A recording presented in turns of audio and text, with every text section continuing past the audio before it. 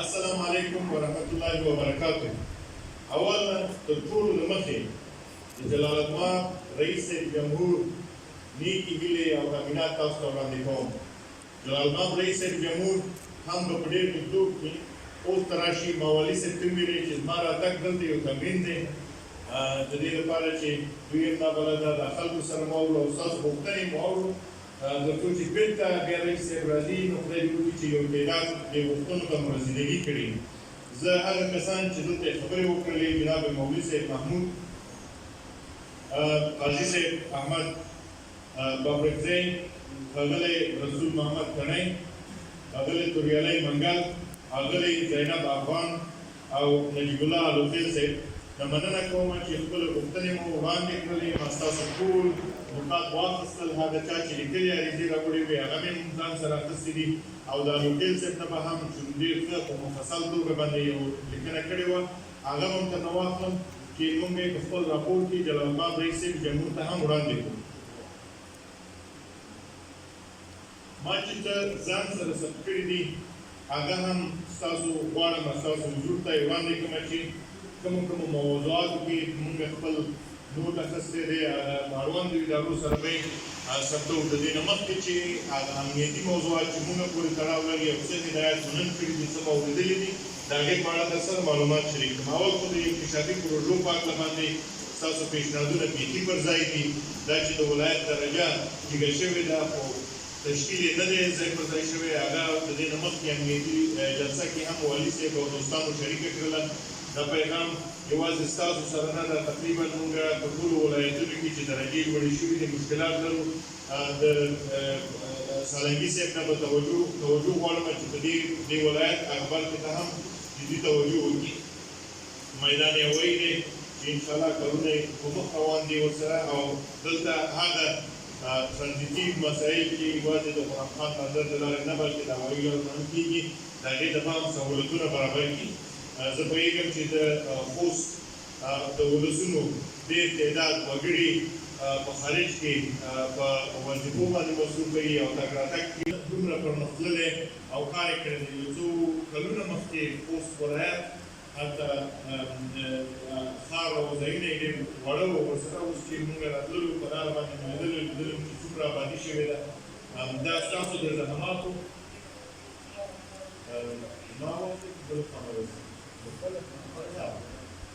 ستاسو د زحماتو نتیجه ده او دا ستاسو قوت او مینه د دې وطن سره ښیي چې باوجود د دې چې نورو ځایونو نه خلک دي د باندې عمل ته ځان تشویق کړي. خوستیان بعض ځي زحمت وباسي، پیسې بېرته کور ته رالېږي او دلته په خپل کور د جوړونه باندې مصرف کوي. د ځنګلاتو په برخه کې هم ستاسو ته موضوع واخیستله. د زموږ لپاره یو امنیتي موضوع هم ده، یوازې د انکشافي او صنعتي کار نه دی. د صنعتي پارک بیا هم دا هم یو امنیتي موضوع ده. د خلکو دپاره کار فراهم کول. مولوي صاحب ډېره ښه اشاره وکړه که چېرته خلک وظایف ونه لري په بېکارۍ باندې اخته وي هغه بېکاره کارونو ته ملاصه شي. نو ضروري موضوع ده ورسره. د سړکونو موضوع هم واخیستله. تعلیم او تربیه چې ډېرې جدي توجه غواړي. د پوهنتون مشکلات او هغه مشکلات چې تاسو په ښوونځیو کې لرئ هغې ته به هم خامخا توجه کېږي. دا چې د شپې ښوونځی فیسونه یې زیات دي او خلک ورته رسېدګي نه شي کولی. موږ ضرورت د دې د تعلیمي تربیې د لوري دا هم د نوي هم د تحصیلات عالي د وزارت سره هم د تعلیمي تربیې دواړو دولتونو سره شریک کړو او ورباندې تاکید وکړو چې دې ته جدي توجه وکړي. د نفوس تعداد بیا هم ستاسو نه مخکې والي صاحب هم دا موضوع یاده کړله چې نفوس دلته متاسفانه په هغه تعداد چې نفوس دی شمېرنه یې په هغه تعداد نه ده. او والي صاحب ډېر یو موضوع ته هم توجه وکړه چې پخوا دلته ولسونو اکثرا مشرانو تذکرې نه وې اخیستې او کله چې نفوس شماري کېدله دوی د هماغه کتابچو پر اساس باندې حساب ورته کړی و. او نفوس دلته زیات دی. دا ښه دی چې ولس ډېر فعاله ونډه اخلي په تذکرو په اخیستلو کې. په انتخاباتو کې ستاسو لویه ونډه بېرته د دې باعث کېږي چې دې خوا ته توجه وشي. او انشاءالله چې هغه نفوس شماري زه به د احصایې مرکزي سره هم خبره وکړم چې په دلته یو ترکیب ورته برابر کړي. وکړی شي چې زر تر زره دلته د برقي تذکرو امکانات برابر کړي نو هغه به بیا ډېر ښه فرصت وي چې شروع یې کړي ډېر خبره ده. د وزارت خارجي نمایندګي بیا هم د اماراتو د سعودي نمایندګیانو ته د وزارت خارجي کار زموږ په لاس کې دی، انشاءالله دا په مولوي صاحب قابله سره مستقیمه وغږېږم او د خارجي دوی لپاره هغه امنیتي تدابیر مو په درست نیولی شو. انشاءالله حتما هغه مملکتونه هم ډېر علاقمندي لري چې خپله د اماراتو د مشرانو سره ښه روابط لرم، دوستان مو دي او هغوی ډېر ستاسو د خلکو نه خوشحاله دي. واقعا هر څه چې ورسره یادېږي خوست پېژني چې بلد دي ورسره، د دې ځای خلک ورته ډېر پرنفوذه خلک دي، کار کړی، ډېر وخت نظامت ایستلی دی او اعتماد یې ورته جوړ کړی دی. نو همېشه پوښتنې کوو نو تاسو یادېږي. ستاسو کدرونو لپاره ځای پر ځای کېدلو لپاره د کدرونو د مرستو توجه که هغه ښځینه دي که نارینه دي دواړو ته دا هم یو مهمه موضوع ده. متاسفانه چې په افغانستان کې هغه مؤسسات او ادارې چې پخوی خلکو ته وظایف او فرصتونه برابرول کم شوي دي، نو ډېر فشار پر دولت باندې دی. د 4 میلیونو نفوسو لپاره ټول لپاره خپله خو نشي کولی چې ټول استخدام کړي، ولې د کار زمینې برابرولو لپاره لکه صنعتي پارکونه دا نور کارونه چې ورته غواړو په همدې دلیل باندې غواړو چې دې ته رشد ورکړو تر څو وکړی شي چې ولس ته نور هم د کار فرصت برابر شي. د شهیدانو کورنیو ته او کونډو ته توجه خوب یاده کړله. دا سر په سترګو په لیدو باندې موږ د خپلو شهیدانو په قربانۍ باندې ویاړو. د مملکت د عزت د دې ناموس او د دې د اراضۍ نه دفاع همدغه خلک همدغه سربازان کوي او د دوی کورنیو ته توجه دا په موږ باندې حق دی، د هر افغان په حیث او د دولت په حیث باندې په موږ حق دی. ډېر کار په دې سلسله کې کړی دی، نور هم لا تکمیل نه دی. انشاءالله نور به ورته توجه کړو تر څو دوی ټولو ته موږ ورسېږو او هغه کورنۍ دي چې د ولس باندې هم غږ کومه چې هغه کورنۍ چې تاسو پېژنئ د شهیدانو کورنۍ دي، موږ هم ستاسو د عزت لپاره یې قربانیانې ورکړي دي، هغوی ته تاسو هم لاس ورکړئ. دا زموږ او ستاسو یو مشترکه وجیبه ده چې هغوی ته باید رسیدګي وکړو. دا د تاریخي ودانیو ته به حتما توجه کېږي. تاسو پوهېږئ چې د لاهور رئیس جمهور په دې کې ډېره خاصه علاقه لري. زموږ تاریخ، زموږ عنعنات بېرته احیا کول دا ولس ته دا ورپېژندنه ده چې موږ او تاسو تاریخ څوک وو، موږ څوک یو. دښمن غواړي زموږ تاریخ محو کړي. د دې لپاره چې په موږ کې د خپل د ځان پېژندنې خلا را پیدا کړي. کله چې د ځان پېژندنې خلا را پیدا شي په هغه وخت کې بیا ولس د ولس نه د ځوانانو نه سوء استفاده کوي. دوی خپلو شومو اهدافو ته خواته راکشوي. دا پروژه هم د ملي احیا پروژه ده، د دې ملیت د دې خلکو د ژوندانه او د تاریخ پروژه ده، او هم د دې پروژه ده چې موږ خپل آینده تضمین کړو. هغه خلک چې خپل تاریخ نشي ساتلی هغوی خپل آینده هم نشي تضمینولی. دا نو ډېر مهمه خبره ده. تاسو پوهېږئ چې ولسمشر صاحب دې ته خپله ډېر متوجه دی او زه به هم ستاسو دا غوښتنه رئیس جمهور ته وړاندې کړم. ښځو ته ځانګړې توجه، د ستاسو وظایف، تعلیم، حقوق او هغه رقم وظایف مشخصه ځایونو ته لکه تاسو یاد کړو چې د ښځو پارک په ضرورت دی. دې ته به هم دولت پوهېږي چې ډېره توجه کوي. خپل فرصت سره ورته څومره چې کړي دي هغه ورته نور به هم ورمخته په دې کې بیا هم د ولس نه هم همکاري غواړم تر څو پورې زموږ خویندې میندې ارام او په ارامه فضا کې ونیسېږي. زموږ آینده درسته نشي تربیه کولی. نو په دې کې ستاسو توجه خاصه غواړم چې موږ وکړی شو چې خپل هم نن مسافرو عوام آینده تضمین کړلی شو. تاسو پوهېږئ ستاسو ډېر زحمتکشه ولس په نورو مملکتونو هغه چې په اماراتو کې دي، په قطر کې دي، په نورو ځایونو کې دي، لیدلي به یې چې هغه خلک هم خپلو خلکو ته باوجود دی چې خپل دین هم پالي، خپل مذهب هم پالي، خپل عنعنات هم پالي، ولې ښځو تعلیمي تربیې ته خاصه توجه کوي. دا زموږ هم حق دی، پر موږ باندې د دوی حق دی او په خپل ځان باندې زموږ حق دی او وظیفه مو ده چې باید خپل هم نن ته او آینده ته توجه وکړو. حکومت په دې کې خپل هغه کوم حقوقونه چې کوي هغې ته به لا ډېره توجه وکړو. د ولس زمین خواهش دی چې په دې کې راسره همکاري وکړي تر څو چې تاسو ورسره همکاري ونه کړئ نو د دوی عزت موږ نه شو ساتلی یوازې په ځان باندې. نو اول مې غوښتل چې دې موضوعاتو ته راشم، بیا راشم د علماو اولنۍ غوښتنه چې او توجه چې جناب مولوي صاحب ویلې د علماو رول ونډه په هر برخ د زموږ جامعه کې مهمه ده چې په سوله کې او که په جنګ کې په هر ځای کې چې زموږ د علماو ویناوې د دوی توصیه د دوی خبرې د دوی واعظ ویناوې ولس کې هم اصلاح راوستلی شي او هم ولس بدې خوا ته هڅولی شي موږ توقع او توجه علماو ته حتمي ده توقع مو تر نه دا ده چې ولس ته د ښېګڼې تبلیغ وکړي ولس ته د فساد پر ضد د مبارزې تبلیغ وکړي فساد پر ضد مبارزه یوازې دولت کار نه ده موږ یې کوو موږ خو به خلک به جریمه کړو سزا به ورکړو زنداني به یې کړو ولې هغه خلک چې دې ته توجه ونی چې دغه فساد په جامع کې څه بدیانې راوړي هر رقم فساد شي او هغه دلته زمونږ په خپل ژوند په خرابولو باندې څه کوي وطن ته څومره ضرر رسوي زمونږ او ستاسو نوم ته څومره ضرر رسوي افغانستان شکر د خدای دی دلته د ولس همیشه کوښښ دی د هرې کورنۍ کوښښ دی چې خپل پاک نوم وساتي زمونږ تاسو هر کار چې کوو یو سړي پسې ګرځو اول یې کورنۍ لټو ګورو چې د ده کورنۍ څه رقم اعمال کړي دي تاریخي 100 کاله 200 کاله خلک ساتي دلته تر اوسه پورې په یاد دي چې نیکه او غورنیکه یې څه کارونه کړي ول د هغې نه وروسته د هغه سړي ته هم ارزښت ورکوي د ښې کورنۍ خلک همیشه په دې باندې کوښښ کوي چې خپل کورنۍ د خپلې کورنۍ هغه نیک نوم داغداره نه کړي نو د علماو نه مو خواهش دا دی چې خلکو د دا ور په یاد کړي او ورته توجه وکړي مونږ هم هغه څه چې باید جناب مولوي صاحب ته وویلې هغې ته به توجه کوو حتما به علماو ته رسیدګي کوو دا چې تاسو امکانات نه لرئ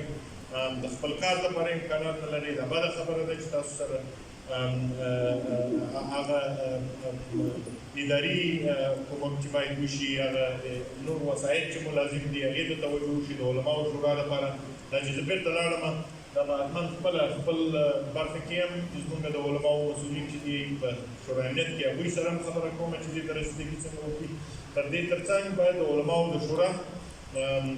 د غړو سره هم خبرې وکړو چې دغه کار څنګه رسېدګي کوی چې تاسو پوهېږئ چې ما خپله د علماو دغه دپاره د امنیت لپاره یو شورا دایره کړې ده چې په هغې کې د علماو امنیت ته خاصه توجه کوو هغه مو په دې باندې خپله شورای امنیت ته راوړی زه خپله رهبري کوم چې مونږ دپاره د علماو رول هماغومره خاص اهمیت لري او دا یوازې امنیتي موضوع نه ده اخلاقي موضوع هم ده او د جامعې د رفاه دپاره هم برخه پکې اخلي د دې وینا سره څنګ زه غواړم چې اوس هغه اصل موضوع ته چې مونږ دلته راغلي وو هغه د امنیت څېړنه وه ما مخکې د امنیتي مسؤلینو سره هم خبرې وکړلې زه به هغه باندې اوس یو خاص څه وکړم د خوست قدرمند ولسه مخکې مونږ امنیتي مسؤلین سره ولیدل د دوی نه مو مشکلات هم واورېدل د دوی هغه سرخندنې چې وي په هغې اړه باندې مې ورسره هم ما دوی ته غوږ ونیولو هم مو هم اورېدل او تقدیر مو هم کړل خو زه به هغه اخري برخه د خپلو خبرو چې دوی ته مو کړې وه هغه تاسو ته تکرار کړم زما هدایت اردو ته دا و چې دشمن چې ویني چېرته کلکه ضربه ورته ورکړي باید دشمن دلته مونږ پرېږدو چې زمونږ ولسوالۍ زمونږ ښارونه ناامنه کړي چېرته چې مو ولیدل تثبیت مو کړل ښه کلکه ضربه ورکړي پولیس د دې نه وروسته چې هغه ساحه پاکه شوله پولیس ضرورت لري چې د خلکو سره کار وکړي د خلکو نه اطلاعات راټول کړي او د ولس سره ډېر په نږدې نه په تماس کې اوسېږي تر څو پوه شي چې دښمن چېرته دی په کومه ساحه کې دی څه کوي او دښمن څوک دی د دښمن پېژندنه موږ دپاره ډېره مهمه ده څوک دی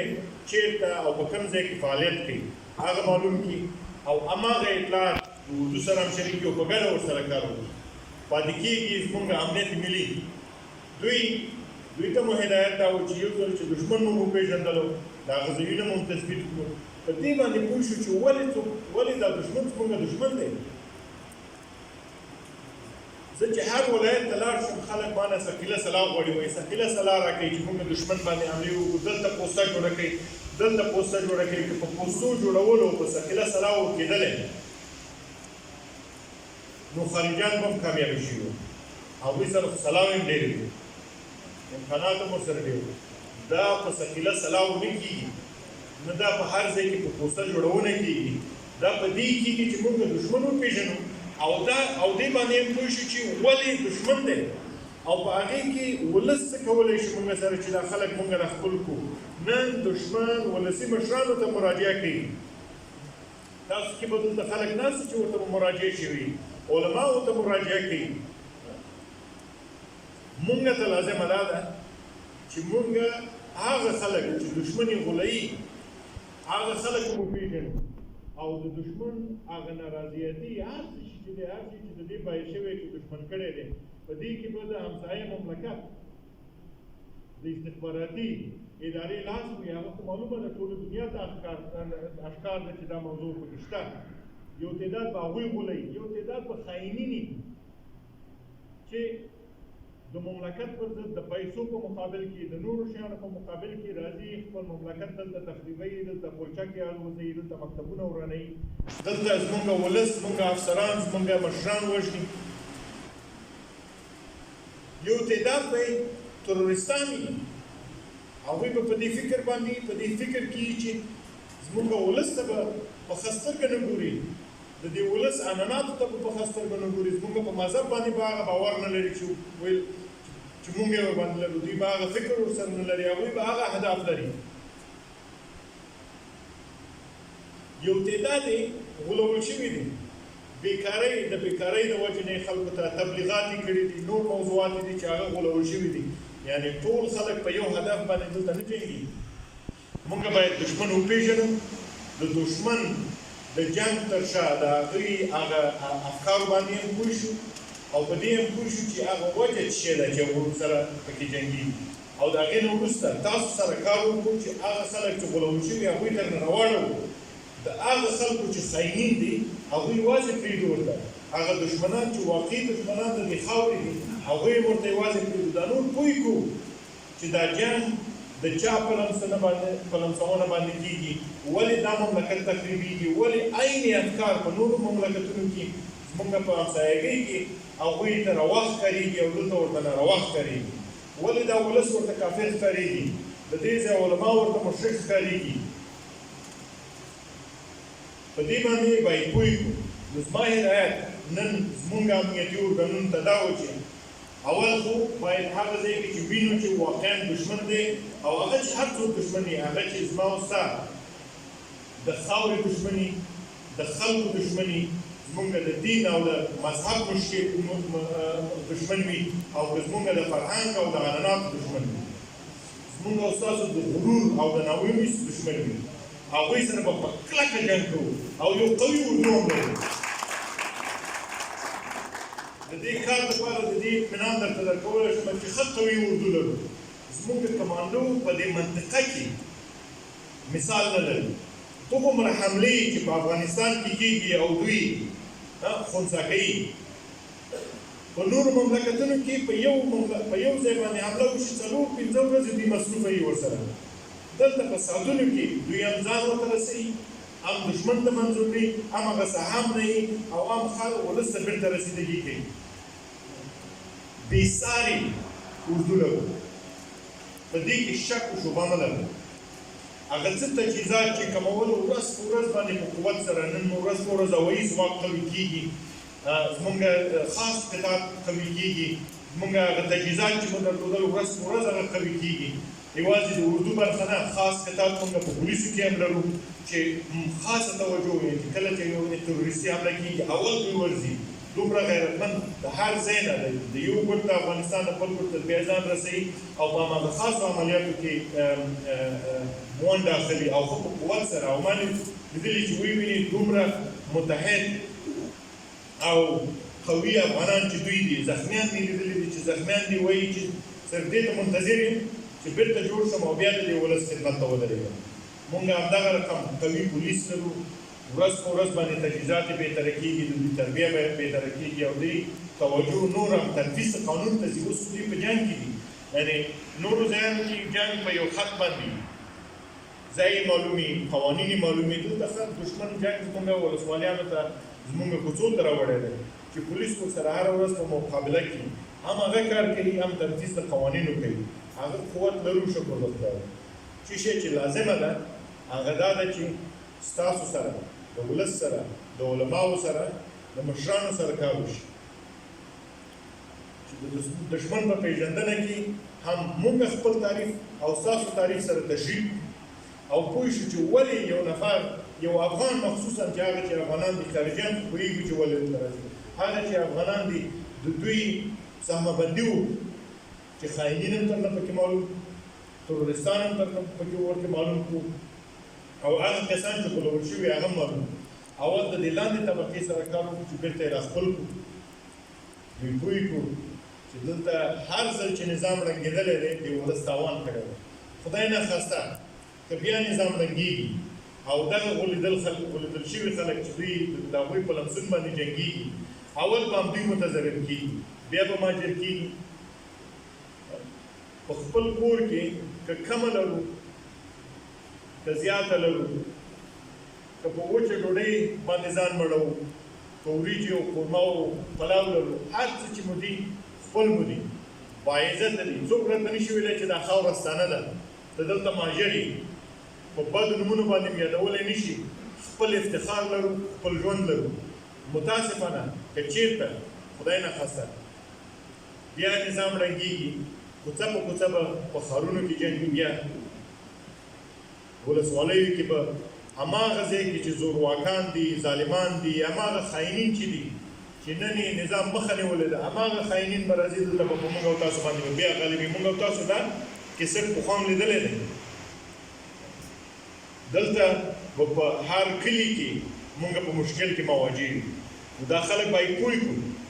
د دوی سره باید په دې باندې کار وکړو چې د نظام ړنګه یوازې د افغانستان دښمن غواړي. ما ښه په یاد دی موږ په مهاجرت کې ژوند کولو، د همسایه مملکت صدراعظم لرې شو، دی لاړو خپل پارلمان ته، ویې ویلې زه یو افتخار لرم، ما دې مملکت ته غټ خدمت کړی دی، ما د افغانستان نظام وړنګول، د هغې اردو مې تخریبه کړله.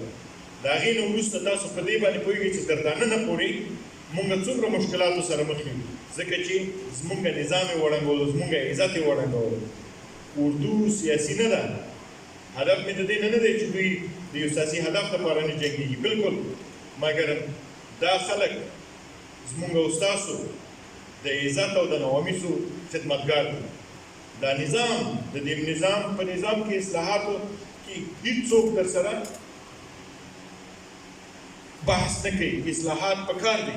په هره برخه کې اصلاحات پکار دي. د فساد مخه باید ونیسو. دلته د هغه زورواکانو چې د خپل نفوذ نه په استفادې سره ستاسو حق خوري، د هغوی مخه باید ونیسو.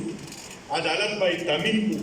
دا باید نشي چې خلک مجبوره شي چې نورو ځایونو ته لاړ شي. د عدالت لپاره باید په خپلو اداراتو باندې همدغسې قوي اعتماد ولري. عدالت باید تامین کړو. زموږ عنعنې، زموږ فرهنګ باید دلته په قوت سره خپل ځان وویني. هر انسان باید پکې اصلاحات حتمي دي. موږ ورته تعهد لرو، مګر دا د دې په معنا نه ده چې باید موږ خلکو ته حق ورکړو چې زموږ نظام، زموږ عزت، زموږ غرور وننګوي. د دې تر شا تاسو ته ښه معلومه ده چې څوک دی چې غواړي چې هر 10 او 20 کاله بعد دلته نظام د سره شي، دلته انقلابونه یې دلته هر ځل باید یو تغییر په انقلاب کې راشي. موږ چې د جمهوریت تر شا ولاړ یو او وایو چې جمهوریت کې د ټولو ځای دی او په دې کې د افغانستان عزت دی، هغه دا دی چې باید نور انقلابونو ته د پای ټکی کېښودل شي. دلته باید انسان وژنه ختمه شي.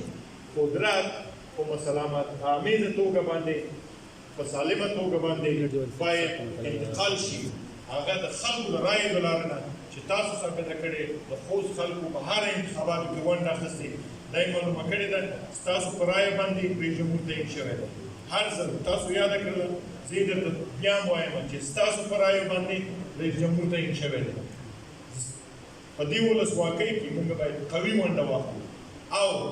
په دې پوه شو چې که چا نه نه یو خوشحاله، په ولسمشرۍ کې نه وي درنه خوشحاله، په وکالت کې نه وي درنه خوشحاله، باید بې د دې نه چې وژنې وکړو، بې د دې نه چې جنګ وکړو باید د هغه د بدلېدلو لاره وکړو. نن ولسمشر دولت ستاسو حمایت ته ضرورت لري. هغه پوهېږي چې هر څوک پوهېږي چې که زه غواړم رایې واخلم زه باید ولس ته مراجعه وکړم. ولس به ما ته رایې راکوي او ورځ په ورځ باندې هر کال د ولس شعور په جمهوریت باندې نور هم قوي کېږي، نور هم ښه پوهېږي، هغه په خپلو حق د خپل حق په اخیستلو باندې ښه بهتره پوهېږي. مګر هر ځل چې انقلاب کېږي موږ او تاسو څه چې جوړ شوي دي د منځه ځي. زموږ او تاسو د دې د هېواد تاریخ یو برخه موږ د منځه وړو. په هغې کې اسناد سوځول کېږي، په دې کې هغه یو نظام چې خلک یو اندازه پوهه پیدا کړې ده، په یو کار باندې سر خلاص کړی دی، دنیا سره یې روابط جوړ کړي دي، ولس سره یې روابط جوړ کړي، هغوی وژل کېږي، شهیدان کېږي. په دې کې د نظام امکانات، پیسې، نور شیان تخریبېږي، خلک په جوړ او جمعول باندې اخته کېږي. هر ځل چې انقلاب راغلی دی موږ متضرر شوي یو. ګټه درنه نه ده لیدلې، ګټه په تداوم کې ده، ګټه په دې کې ده چې زموږ نظام باثباته شي، په ارامه باندې مخ ته لاړ شي. تاسو خپله ماته ویلی شئ او په دې باندې پوهېږئ چې 20 کاله مخکې موږ دلته انجینر نه لرلو چې سړک راته جوړ کړي. خارجي متخصصین مو راوستل، د برق د پایې لپاره موږ خارجي متخصصین راوستل چې برق راته جوړ کړي. د مخابراتو د پایو د لګولو لپاره د هغوی د چلولو لپاره خارجي متخصصینو کار کولو. ډاکټران شفاخانو کې مو د اتاقونو د عملیاتو د اتاق د جوړولو لپاره خارجي متخصصین راوستل چې راته ویل کېږي. نن یو علت چې دغه بعضې کارونه ډېر په سرعت سره روان دي، د بندونو کار په سرعت سره روان دی، د شفاخانو د جوړولو څومره د کرونا په وخت کې څو شفاخانې څومره په سرعت سره جوړې شولې او په کمو امکاناتو باندې جوړ شول. وجه یې دا ده چې یو ظرفیت ایجاد شوی دی. په خپل مملکت کې افغانان په خپلو مټو باندې لګیا دي، په کمو امکاناتو ښه په شوق سره، په علاقمندۍ سره، په تعهد سره کار کوي. دغه ارزښت دشمن غواړي دغه بیا له منځه ویسي، چې موږ بیا هغه وضعیت ته مجبوره کړي چې زموږ متخصصین د افغانستان نه وتښتي. انجینر مو چې 2 پیسې پیدا کړي، امکانات یې دي، یو څه ظرفیت لري، هغه وتښتي په خارج کې کار وکړي. ډاکټر مو د دې ځایه لاړ شي، تخنیکي کارمندان د دې مملکت هغه لاړ شي، جنرالان مو بیا مجبوره شي چې په خارج کې په مزدورکارۍ باندې کار وکړي. عزت نه غواړي. موږ او تاسو د دې مملکت عزت او نوامید ساتل غواړو او دا کوو. ورځ په ورځ باندې ظرفیت مخ په لوړېدو دی او زموږ او ستاسو د عزت نفس او زموږ او ستاسو اعتماد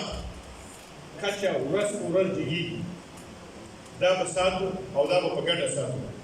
بخښنه غواړم چې اوږده مې کړله، ولې زما هدف راتګ دلته همدغه و چې اول خو موږ خپل امنیتي برخې ته توجه وکړو، د دوی د کارونو د هغه ضرورتونو ته توجه وکړو، پوه شو چې چېرته یې ضرورت دی، څه رقم ورته درسته رسېدګي کوی شو، څنګه څه هماهنګي ایجادولی شو. دویمه برخه یې همدغه وه چې دلته د مشرانو سره، یعنې د پوهو مشرانو سره، د وطن باندې د زړه خوځېدونکو مشرانو سره ووینو او ستاسو نه د همکارۍ غوښتنه وکړو. مونږ به خدمت کې دا څه مسؤلین چې دلته ناست دي ستاسو په مخ کې بیا هم دوی ته هدایت ورکوم چې د دې ولس سره کار وکړي. دښمن وپېژنئ، دا په بمباریو نه حل کېږي، دا په دې نه حل کېږي چې مونږ د ثقیله سلاګ استعمال کړو، دا په دې حل کېږي چې مونږ ولس راخپل او د ولس ضرورتونو ته توجه وکړو. او د ولس نه مې بېرته همدا غوښتنه ده چې دغه مسؤلین دلته ستاسو د خدمت لپاره راغلي دي، په رضاکارانه توګه راغلي دي. دا موږ په زور نه دي راوستي چې تاسو به حتما راځئ دلته به کار کوئ، چې نن یې خوښه نه وي خپل یونیفارم دې وباسي، تسلیم دې شي، خپل کور ته دې لاړ شي. موږ هېڅ په هغې کې ممانعت نه کوو. د خدمت لپاره راغلي دي، ستاسو د خدمت لپاره راغلي دي، د دې خاورې د خدمت لپاره راغلي، خپل حب الوطنۍ دلته راوستي دي. که فساد پکې وي موږ دې ووایو او دوی راونیسئ، وی شرموئ، ورته ووایئ چې سترګو کې ورته وګورئ، ورته شرم درته نه راځي چې دلته ولس په تا باندې د خپل عزت د ساتنې اعتماد کړی دی او دوی بېرته په فساد باندې غرقوي، خرابوي. که غلطي وکړله تاسو یې مونږ ته را په ګوتو کوئ، خپله چې سره کوم جزا ورکوئ هم ووایئ، ورته ووایئ چې د ولس لخوا نه هره خبره چې په د وس پوره یې ورته وایي. دلته مسؤلین دي والي صاحب ته ورته ګوتې وکړئ چې ضروري اصلاحات و هغه به مونږ راوړو، خو د هغې نه د باندې املا ور وتړئ، خپل تماسونه ورسره زیات څه معلومات چې لرئ هغه دوی سره شریک کړئ. تاسو په کلو کې تر دوی ډېر معلومات لرئ، خو خپل د ولسوالۍ د وضعیت نه تاسو ډېر ښه پوهېږئ چې په کوم ځای کې سراب دی، په کوم ځای د سړک کې مشکلات دي، څوک راوځي په دغه ځای کې او ناامني راوړي. هغه خلک ورپه ګوتو کوي، دوی به ورسره اول دا کار وکړي چې ستاسو په کومک سره چې وګوري چې دوی تثبیت کړي چې دا کوم رقم خلک دي، که دا خلک قابل د اصلاح ورسره به کار وکړي.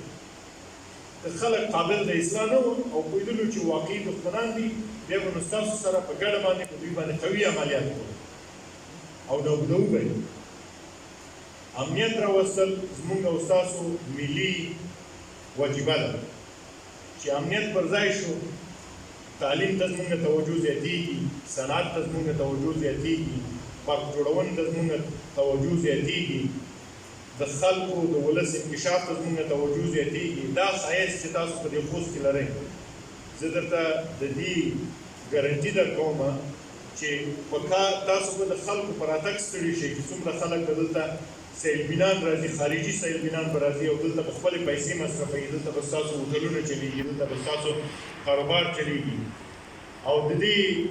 ولس د دې ځمکې عکسونه به اخلي، ویډیوګانې به اخلي، په ښایست به دلته خپله خوشحالي تېروي او تاسو به خپل افتخار په دې باندې کوئ. دا درته په ګارنټي سره ویلی شم چې دغه ولس ته به دومره امکانات یوازې د سیلبینانو نه راشي چې نور هېڅ صنعت ته به لا ضرورت نه وي، خو هغه به هم کوو. دا ټول کارونه هغه وخت امکان پذیره دي چې موږ قوي امنیت راوړو او دا قوي امنیت همدومره زما مسؤلیت دی چې ستاسو مسؤلیت دی. په دې کې به په ګډه باندې کار کوو. ډېره مننه او من الله توفیق. ستاسو د مېلمستیا نه